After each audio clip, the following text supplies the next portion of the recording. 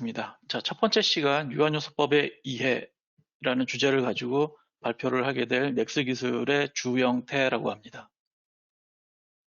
여러분들이 박수 치시는 소리나 이런 것들을 좀 듣고 싶은데 마이크가 묵음이 되니까 혼자 떠들어서 지금 되게 좀 낯선데요. 제가 좀 서툴고 그러더라도 좀 양해를 좀 부탁드리도록 하겠습니다.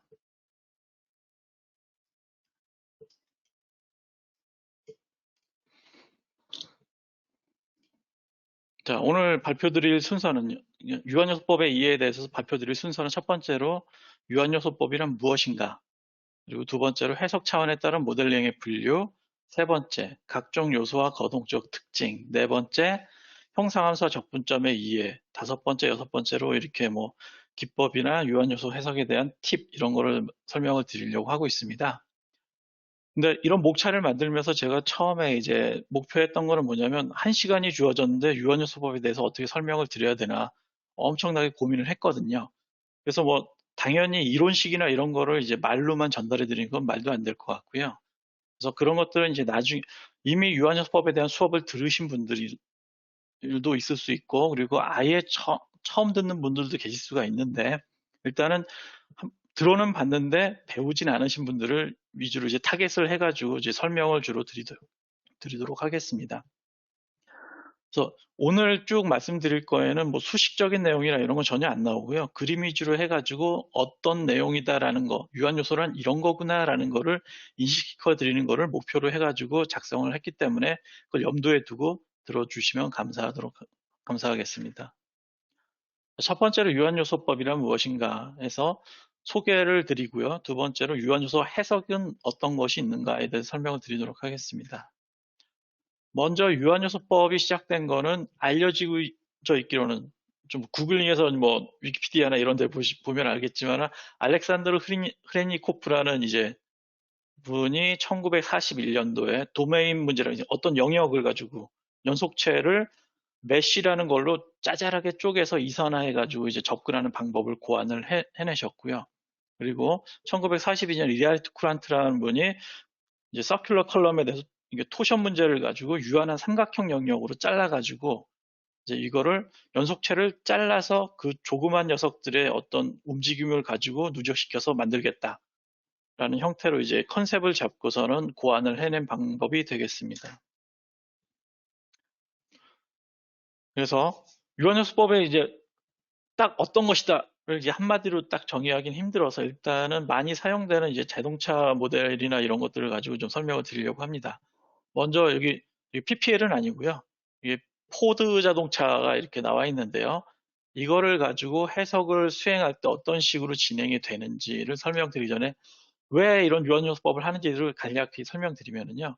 이게 산업체에서 유한요소법의 해석이 되게 발전을 하기 시작했는데, 그 이유가 뭐냐면 자동차 충돌 실험을 예를 들어보겠습니다. 어떤 자동차가 출시가 되기 위해서는 사람들의 안전성이 충분히 확보가 돼야지만 출시가 되는 것을 여러분도 잘 알고 있을 겁니다. 그래서 어떤 정형화된 테스팅 기법들이 이제 지역별로 다 있죠. 유럽이나 미국이나 어떤 기준들이 다 정립이 돼 있고, 거기서 출시되는 차량들은 그 안전 기준을 맞춰서 이제 통과가 돼야만 이제 출시가 될 수 있는데, 자, 이거 테스트할 때 여러분들도 TV나 아니면 동영상으로 많이 보셨을 텐데, 어떤 튼튼한 벽체에다가 불쌍한 더미를 태운 다음에 충돌 실험을 하죠. 그래서 이 더미에 어느 정도 충격이 가해졌는지를 실험하는데, 이 실험을 위해서는 이 실험을 위해서 많은 수의 자동차들이 소모가 됩니다.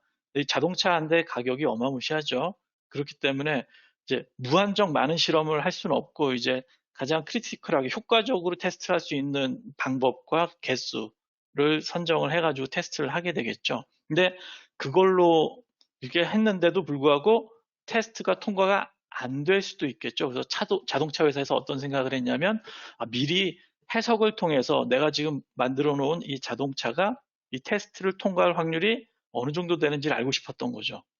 그래서 이거를 컴퓨터 시뮬레이션을 통해서 하게 되는데, 컴퓨터 시뮬레이션은 실제 차를 부시지 않기 때문에 이게 비용이 많이 발생하지 않습니다. 그래서 사람들이 그래서 이제 해석 기법을 많이 이제 사용을 하기 시작했죠. 그래서 방법적으로는 이제 자동차 형태를 거의 비슷하게 모델링을 한 다음에요. 자동차 형태를 이렇게 비슷하게 모델링을 하고 이거를 유한요소법에 맞게 작게 자르는 거죠. 자잘하게 잘라서 이제 요거로 얘는 강판이다라는 재료를 갖다가 물성을 입힌 다음에 이제 해석적으로 충돌을 시키거나 아니면 뭐 이렇게 그런 실험들을 하게 되겠죠.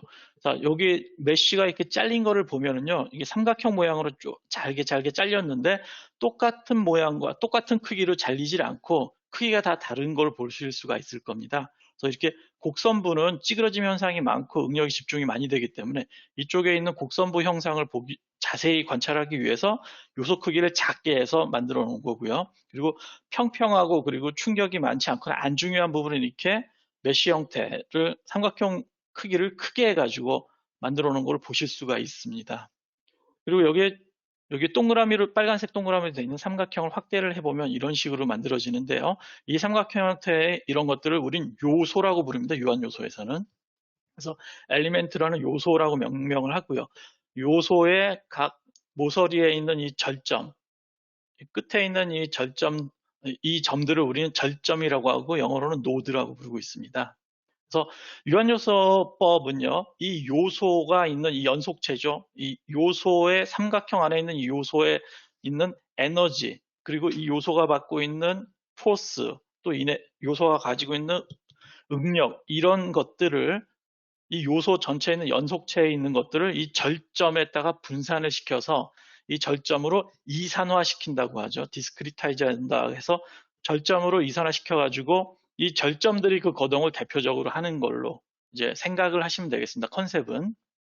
그래서 결과들, 변이라든지 반력이라든지 하중이나 이런 것들은 전부 이 절점에다가 다 작용을 시켜서 이제 힘을 제어하거나 아니면 거기에 나오는 리액션이나 응력들을 다 볼 수 있게 만들어 놓은 기법이다라고 할 수가 있습니다.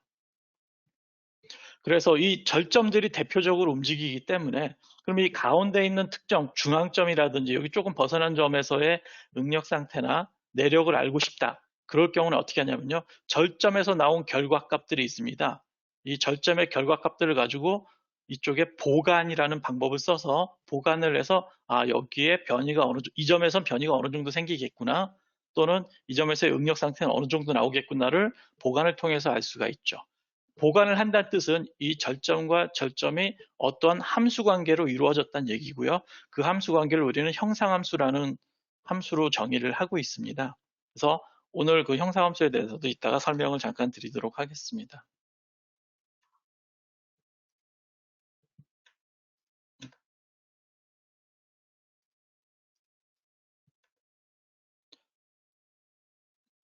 자, 유한요소법이 이제 다양한 이제 산업 분야에 사용되고 있는데요. 유한요소법이 사용되는 대표적인 산업 분야를 쭉 정리를 한번 해봤습니다. 정리를 한다고 했는데 한 10개 정도 나오더라고요. 첫 번째로는 탄선병형이나 응력해석 또는 구조해석 쪽에 많이 이게 이제 저희가 주로 많이 사용이 되고요. 여기서부터 출발이 됐죠.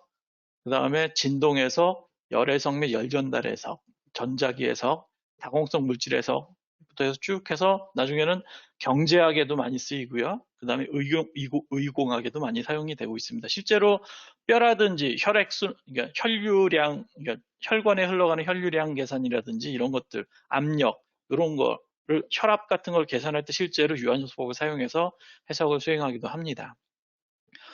그리고 이제 뭐 자동차 쪽 유한요소법은 이제 산업 쪽에서 이제 요구사항에 의해서 많이 발달이 돼 있는데 주로 이제 많이 사용되는 데가 이제 자동차 쪽이었습니다. 그래서 이 그림은 이제 실제로 자동차가 달릴 때 공기 저항성을 이제 테스트하는 그림이 되겠습니다.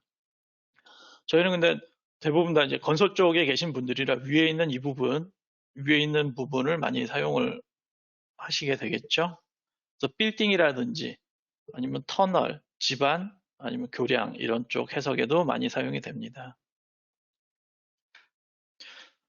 자, 이번 페이지는요. 유한요소법만 좀 설명드리면은 좀 약할 것 같아서 이제 좀 다른 분야, 유한요소 외에도 수치 해석으로 어떤 분야들이 있는지 좀 소개를 드리려고 합니다.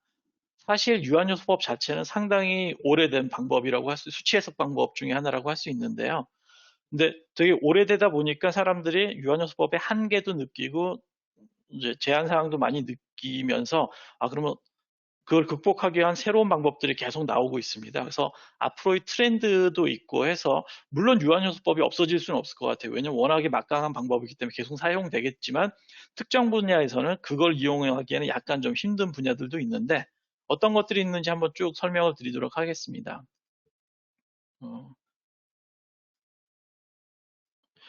여기 보시면 FDM이나 BEM 같은 경우도 유한요소법만큼 오래된 이제 전통적인 방법이 되겠는데요. 이거는 유한차분법 해서 이게 구현이 되게 쉽기 때문에 연구소실이나 이런 데서 많이 사용이 되고 있는 방법이고요. 이미 이 방법을 통해서 많이 연구하신 분들도 있을 거예요.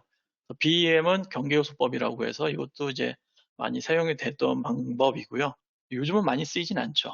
SPH법이라고 해서 스무스드 파티클 하이드로다이나믹스라고 있는데요. 이거는 이제 이게 밑에 있는 이 동영상이 있죠. 그래서 물에 대한 이런 이제 거동을 이제 묘사할 때 상당히 좋은 방법입니다. 유한 요소로 이렇게 막 물이 출렁이는 것까지 이제 묘사하는 건 상당히 어렵거든요. 이게 어느 쪽에서 이제 발달을 하기 시작했냐면 애니메이션 쪽입니다. 그래서 뭐 어떤 애니메이션에 물이 등장하는 부분이 많이 생기는데 그거를 진짜 리얼하게 묘사를 하고 싶은데 어떤 식으로 할까 찾다 보니까 이제 SPH란 방법이 좋은 게 있었고 그래서 그걸 한 건데요. 지금 여기에 있는 이 동영상을 찍은 게 아니라 해석을 해가지고 그거를 애니메이션화 시킨 겁니다. 거의 실제 거동과 유사하죠. 그리고 MPS라는 방법이 있고 MPH라는 게 있는데 MPH가 요즘 핫합니다. 이게 Material Point Method라고 해가지고 여기 보시면은 겨울왕국의 한 장면이고요. 이 겨울왕국에서 밑에 있는 눈 있죠. 이 눈을 매터리얼 포인트 메소드를 사용해서 구현을 한 겁니다. 그래서 이 눈 입자 하나하나가 다 매터리얼 포인트라고 보시면 되고요. 그게 이런 식으로 막 사람은 아니고요. 사람은 솔리드로 이제 입체 요소로 모델링을 했고 밑에만 이제 MPH로 구현을 한 겁니다. 그리고 AEM이라고 해서요. Applied Element Method인데 여기 오른쪽에 보시면은 이게 건물이 붕괴되는 거 있죠. 이 방법은 제가 보기엔 건물 붕괴에 거의 특화된 방법이라고 보시면 될 것 같아요. 그래서 리지드한 어떤 조그마한 이제 보요소라고 보면 될 것 같아요. 솔리드 보요소가 있는데 그것들을 겉에 노출된 면들을 전부 다 스프링으로 연결한 겁니다. 어떤 재료적인 특성을 가진 스프링으로 연결해서 그게 끊어졌다가 또는 비선형 거동을 하다가 이렇게 묘사를 한 거고요. 그래서 여기 보시면 조각들이 막 튀어나가는 것까지 다 보실 수가 있어요. 되게 이제 건물 붕괴는 거의 진짜 최적화된 메소드라고 볼 수 있습니다. 자, 이런 방법들이 있는데요. 앞으로 이런 방법들도 핫해지고 많이 사용이 될 것 같아요. 그리고 실제로 돈들이 이쪽으로 많이 몰리고 있고요. 그렇지만 저희는 고전적이고 막강한 방법인 유한요소법을 통해서 이제 구조물 해석하는 데 제가 보기엔 유한요소법이 최고인 것 같아요. 아직까지는. 그래서 그거에 대해서 오늘 쭉 설명을 드리도록 하겠습니다. 자, 유한요소 해석이라는 용어로 이제 말씀을 쭉 드릴 건데요. 유한요소 법은요, 그거를 해석하는 방법이 되겠습니다. 유한요소 해석은 FEA라고 하는데요. Finite Element Analysis라고 해서 유한요소 해석이라는 말은 유한요소 방법을 사용해서 어떠한 것을 해석하는 모든 행위를 전부 유한요소 해석이라고 합니다.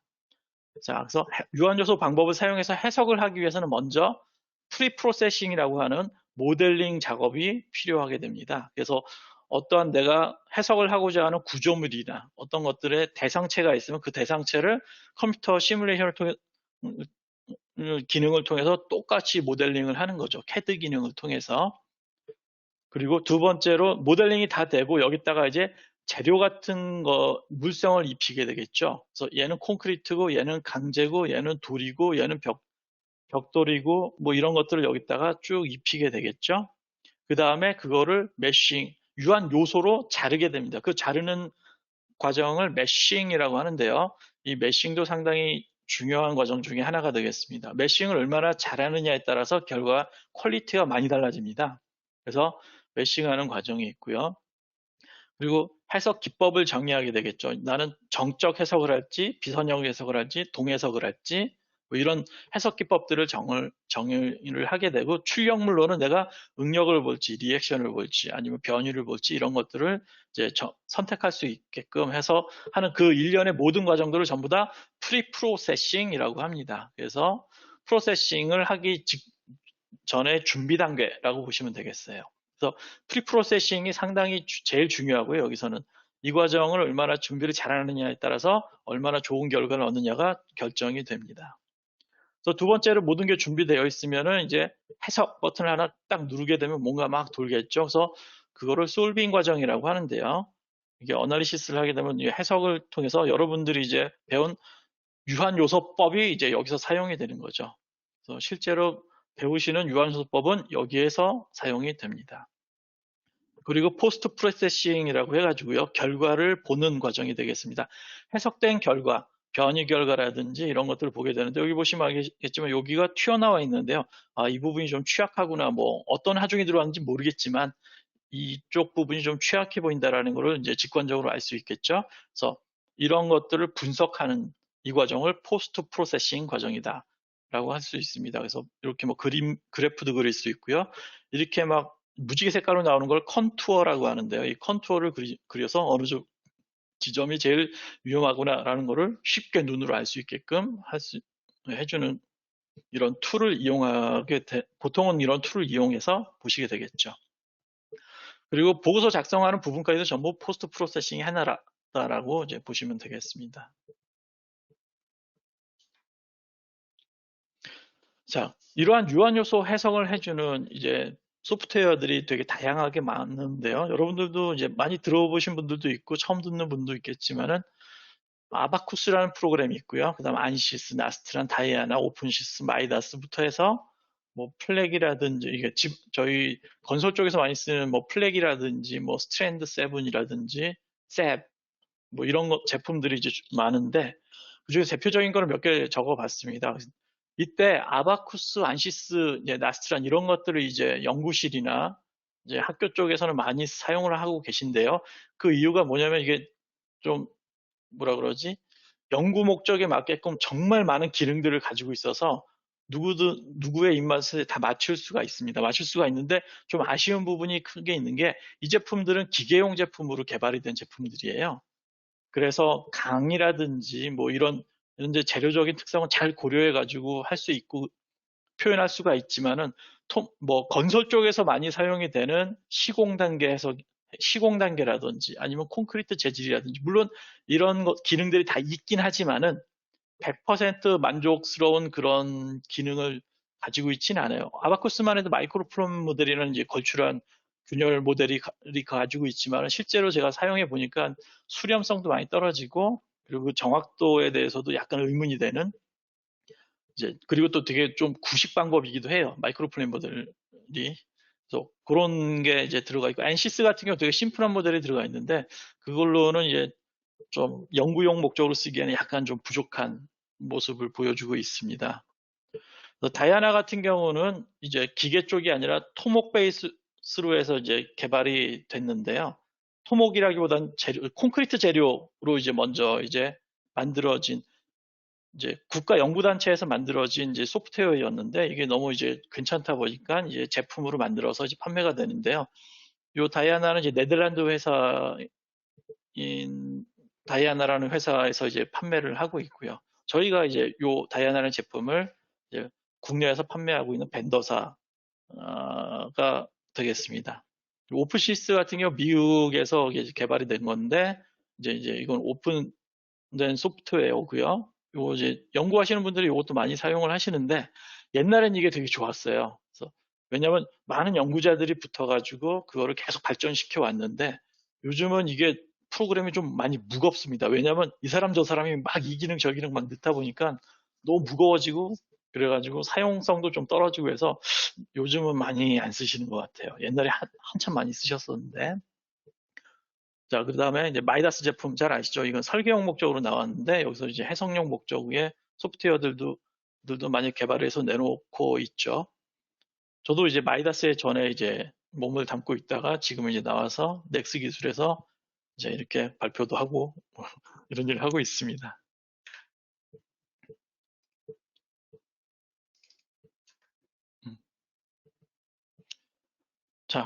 이제 유한요소법에 대해서 간략하게 유한요소법은 뭐 이런 데서 사용이 된다. 그리고 유한요소 해석이라는 게 있는데 이거는 어떠한 과정을 통해서 이루어진다는 게 대해서 간략하게 설명을 드렸고요. 이제 유한요소 소프트웨어를 구매하시거나 뭐 사용해 보신 분들은 아실 텐데 처음에 딱 뭔가 시작을 하려다 보면은 이제 모델링을 할 때 모델링을 어떻게 할래라고 이제 물어봐요, 보통은. 그래서 그 그래서 여러분들한테 유한요소법에 대해서 설명을 드릴 때 방법 자체는 이제 수업 시간이나 아니면 책을 통해서 많이 접하겠지만 소프트웨어 다룰 때 이런 것들을 물어보게 되면 여러분들이 많이 당황을 하세요. 그래서 그걸 어떤 식으로 구분해서 사용을 하면 되는지에 대해서 설명을 간단하게 드리도록 하겠습니다. 먼저 여러분들의 모델이 나오면 전부 다 3차원 공간상에다가 모양을 만드시면 되겠죠. 그런데 그렇게 하다 보면 컴퓨터가 상당한 부담을 느낍니다. 왜냐하면 컴퓨터가 이제 계산을 해야 될 분량이 많아지면 많아질수록 컴퓨터가 해석하는데 시간이 오래 걸리고요. 시간이 오래 걸린다는 얘기는 여러분들도 해석이 돌아가는 동안 여러분들은 넋놓고 기다릴 수밖에 없는데 기다리는 시간이 길어지게 되겠죠. 근데 빨리빨리 뭔가 해결을 해야 되는 문제가 발생했을 때 상당히 이제 안 좋은 문제들이 많이 발생을 하게 돼요. 그래서 이쪽은 해석할 때 속도도 상당히 중요하게 됩니다. 그래서 그러다 보니까 사람들이 아주 복잡한 모델을 단순화 시키려고 노력들을 많이 했고요. 그래서 이렇게 생긴 입체 요소는 이런 식으로 단순화해가지고 2차원으로만 모델링을 해도 충분히 훌륭한 결과를 얻는구나라는 것들을 알아냈습니다. 그래서 어떤 경우에 어떻게 사용되는지에 대한 설명을 드리도록 하겠습니다. 먼저 이제 3차원 모델링인데요. 3차원이 제일 쉬워요. 왜냐하면 생긴 거 그대로 갖다가 모델링을 그려주고 그 다음에 메싱을 하면 되거든요. 그래서 3차원 모양은 복잡하게 생기지만 시간과 노력을 통해서 충분히 극복이 가능하고요. 물론 이런 모델은 상당히 어렵긴 하지만 그래서 이렇게 3차원은 그냥 있는 그대로 갖다 모델링 하기 때문에 어떻게 보면 3차원이 가장 쉽다고 보실 수가 있어요. 그리고 해석적 과정을 통해서 이 경계 조건들을 처리하게 되는데요. 이쪽이 움직이냐 안 움직이냐 고정이 돼 있느냐 이런 조건들을 갖다가 여기다가 설정을 해주게 되는데 그런 것들은 생각하기에도 제일 쉽습니다. 그래서 3차원 모양이 복잡해 보이지만 이제 사용자가 이제 이걸 엔지니어나 아니면 기술자들이 고려해야 될 사항이 가장 적은 부분이라고 할 수가 있겠습니다. 자, 플레인 스트레스라고 있는데요. 여러분들 이제 재료학 시간에 이제 많이 배우셨을 거예요. 플레인 스트레스, 플레인 스트레인, 애시시메트릭 해가지고 축대칭이라든지 플레인 스트레스, 플레인 스트레인에 대해서 설명을 많이 들으셨을 텐데 이것들은 뭐냐면요. 3차원 형상이 있는데 그 3차원 형상에서 이게 모양이 되게 나이스하게 이제 평평한 모양을 어느 정도 유지하고 있고 그리고 두께 방향으로 일정한 두께를 가지고 있으며 하중 방향이 평면, 인플레인 쪽에서만 이제 평면 내 하중만 이렇게 작용을 했을 때 그럴 때는 충분히 플레인 스트레스를 고려해서 모델링이 가능합니다. 그래서 이 플레인 스트레스의 특징은 두께 방향으로는 응력이 제로가 되고 변형률이 존재하는 그런 해석이 되겠죠. 모델링 시에는 이 두께만 이제 입력을 해주시면 되는데요. 이렇게 3차원으로 생긴 거를 응력 상태가 이렇게 인플레인 상태로 응력이 생기면은 이렇게 2차원적으로 이제 고려를 하시면 되겠습니다. 그래서 일반적으로 대부분의 소프트웨어들이 2D, 3D, 플레인 스트레인 이런 기능들을 지원을 해주고 있는데요. 처음에 이제 모델링 차원에서 3D 말고 2D를 선택을 하시게 되면 그 2D가 바로 플레인 스트레스에 대한 이제 설정이 됩니다. 그래서 여러분들은 플레인 스트레스가 어디 있지라고 따로 찾을 필요가 없이 그냥 2D를 설정하시면 그게 플레인 스트레스 상태에 대한 설정이구나라고 보시면 되고요. 그 플레인 스트레스 상태에서는 그 플레인 스트레스 또는 뭐 2차원에 해당되는 요소들만 사용을 하실 수 있게끔 설정이 일반적으로 되고 있습니다. 대부분의 프로그램들이. 그래서 거기에서 사용할 수 있는 요소들을 골라서 여러분들이 사용하시면 돼요. 따라서 차원에 따라서 어떤 요소를 쓸 수 있고 없고가 결정이 되는데요. 어떤 요소를 쓸 수 있는지 없는지를 판단하는 것도 여러분들의 몫이에요. 어떤 프로그램들은 이제 자동으로 솎아주기도 하는데 그렇지 않은 프로그램들도 꽤 많이 있습니다. 오늘 여러분들이 따라하실 다이아나 같은 경우는 그거를 자동으로 이제 다 솎아줘요. 그래서 플레인 스트레스 2D 모델링을 하겠다라고 딱 설정을 처음에 하고 들어가시면은 2D 모델링에서만 사용될 수 있는 요소들만 이렇게 여러분들한테 보여지게 되는 거죠. 플레인 스트레스로는 그러면 어떤 것들을 이제 모델링하면 좋은지 보시면 이렇게 빔 요소가 있습니다. 빔은 지금 반을 잘라놨는데 이쪽 부분이 지점이 되고요. 여기가 하중점이 됩니다. 그래서 원래는 이만큼 길이가 더 있는 건데 제가 이렇게 반을 잘라놓은 거예요. 그래서 지점이 양쪽에 있고 하중을 가운데 좀 이렇게 휘겠죠. 이렇게 휘는데 보시면 아시겠지만 절점이나 요소들이 상당히 많이 있습니다. 그리고 그 요소 크기가 작으면 작을수록 이제 정확도가 커진다라고 일반적으로 알려져 있는데 요소 크기가 그렇게 작지도 않아요. 요소 크기도 큰 편이기 때문에 이 요소 크기를 더 작게 하고 싶지만 너무 많아지기 때문에 해석이 오래 걸리고 그리고 그렇게 되면 이제 일주일 동안 뭐 하루 이틀에 하나 정도밖에 못 돌리는 그런 문제가 발생할 수도 있어요. 빨리빨리 이제 돌려가지고 논문도 쓰고 해야 되는데 그런 문제가 발생하기 때문에 이거를 어떻게 하지 고민할 때 이렇게 2차원으로 간단하게 모델링 하실 수가 있죠. 요소가 작아 보이지만 개수를 치면 이게 훨씬 많습니다. 이게 3차원이기 때문에. 그리고 요소도 되게 잘게 잘라가지고 이제 연구용 목적으로 쓰기에는 상당히 좋은 모델링이라고 보실 수가 있어요. 적당한 크기의 요소와 적당한 사이즈. 그래서 이렇게 2D로 모델링을 하신 다음에 해석을 수행하시면 보다 빠르게 하고 그리고 3D와 거의 동일한 결과를 얻으실 수가 있습니다.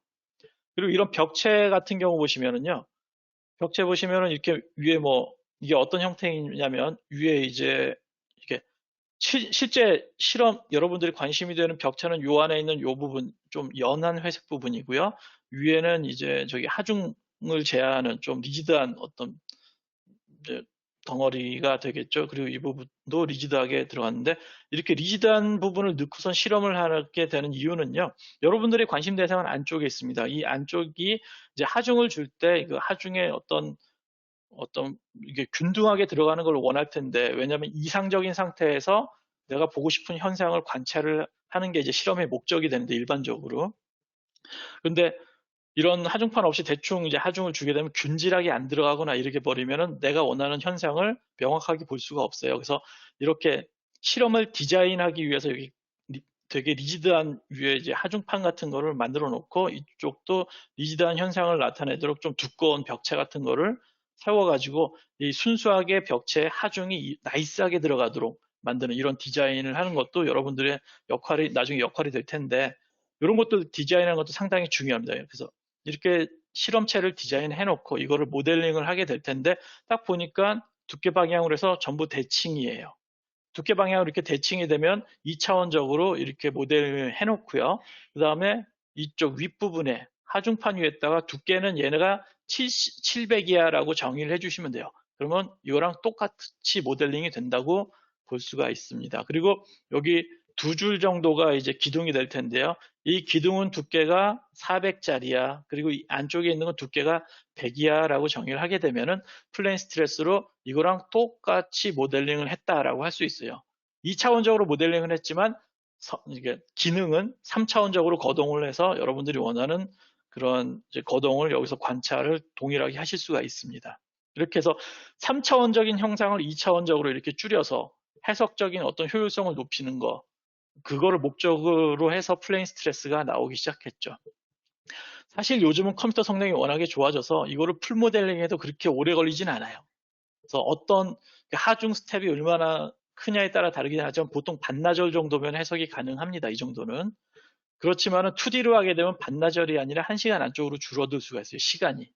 즉 누구는 해석을 다 돌리고 밥 먹으러 갔는데 저는 해석을 다 돌 때까지 기다리고 앉아있는 문제들이 발생할 수도 있어요. 그래서 이렇게 모델링이 충분히 플레인 스트레스인 2D로 모델링이 가능하다 싶은 경우가 있으면 무조건 2D로 하시는 것을 추천을 드립니다.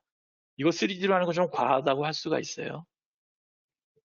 그래서 이런 것들을 2D로 옮길 수가 있구나. 그리고 플레인 스트레스 형태로 만들 수가 있구나라는 거를 아시고 나중에 적용을 하시면 좋습니다. 매우 이득이 돼요. 시간적으로. 자, 그리고 2D에는 또 다른 종류인 플레인 스트레인 조건이라는 게 있죠. 플레인 스트레인은 뭐냐면요.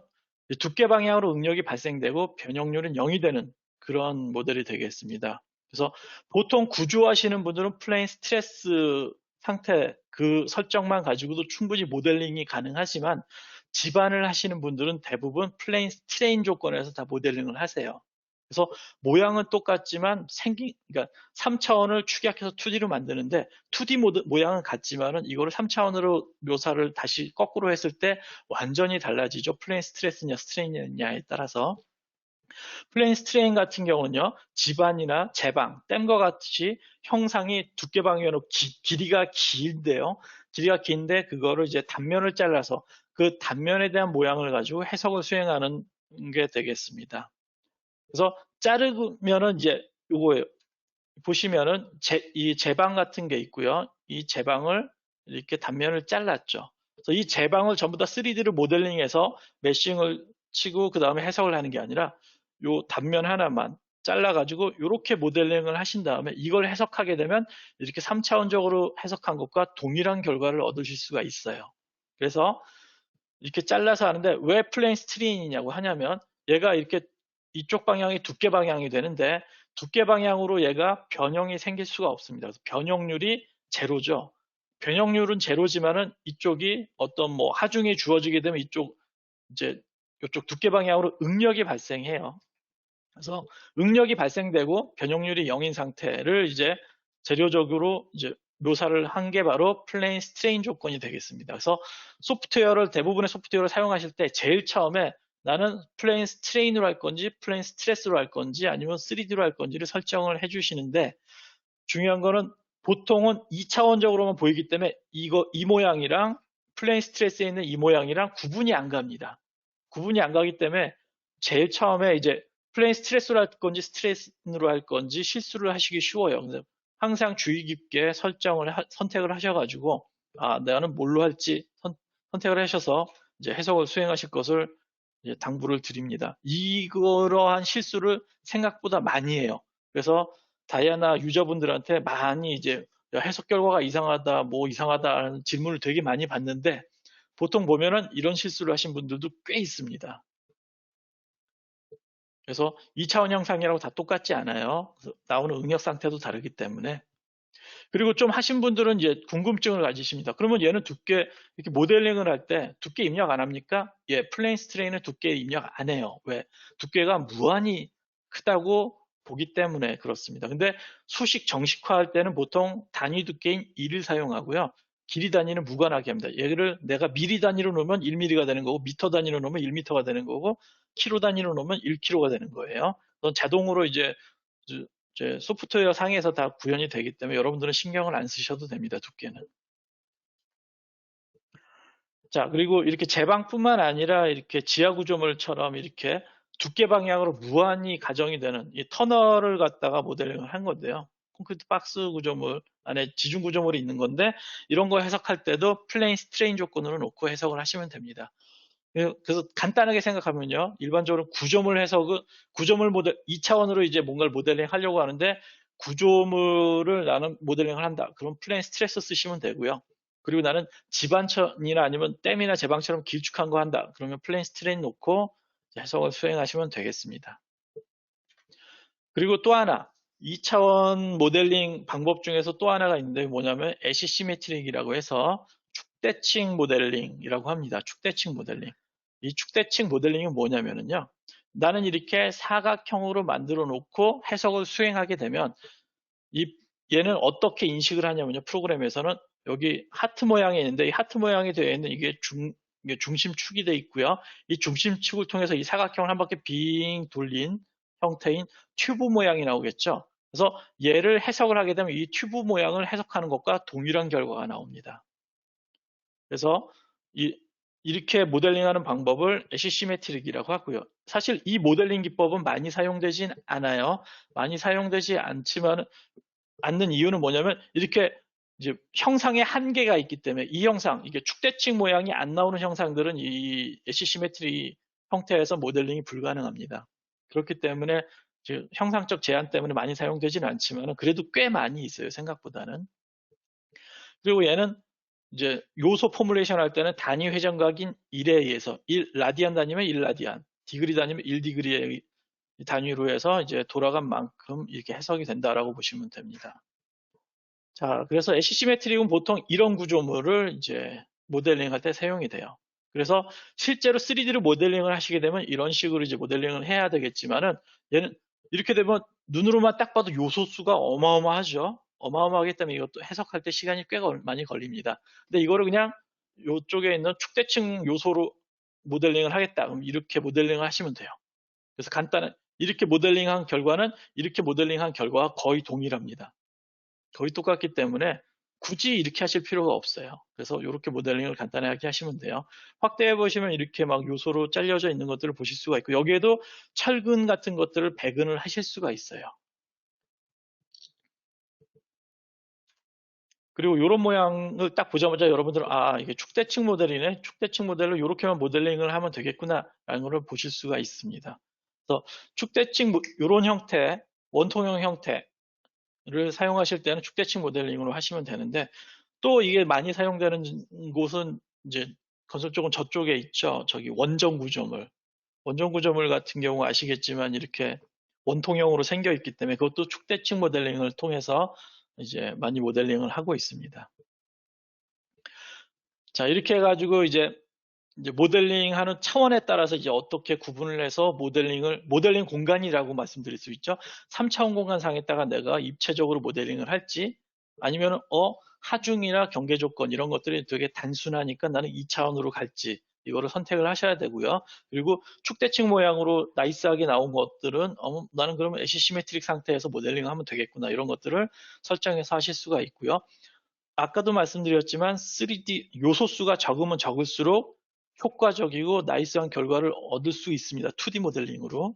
그리고 시간이 확실히 줄기 때문에 상당히 효과적이고 중요해요. 이 시간은. 시간도 돈이기 때문에 이 시간을 절약할 수 있다는 건 되게 큽니다. 그래서 항상 효과적인 방안을 생각을 하셔야 돼요. 그래서 3D로 갈지 2D로 갈지를 제일 먼저 고민을 하셔야 됩니다. 그래서 누군가 여러분들한테 나중에 의뢰가 들어오겠죠. 이거를 해석해 주세요. 어떤 구조물을 해석해 주세요라고 의뢰가 들어오면 여러분들은 고민을 하시면 돼요. 3D로 해야 되나? 2D로 해야 되나? 그래서 2D가 적절하다 싶으면 2D 모델링 하시면 되고요. 근데 이건 경계 조건도 비대칭이고 뭐 하중도 이제 특이하게 들어가고 모양 자체가 비정형적으로 생겼다. 그러면 이제 3D를 모델링하고 가시면 됩니다. 그러면은 여러분들이 그때는 비용을 세게 부르시면 되죠. 아, 이걸 해서 걸 의뢰가 들어오면 이거는 시간도 오래 걸리니까 나는 비용을 어느 정도 받아야겠다 이런 것들도 이제 산정을 하실 수가 있죠. 그런 걸 통해서 자 이렇게 해서 이제 해석 공간에 대해서 설명을 드렸고요.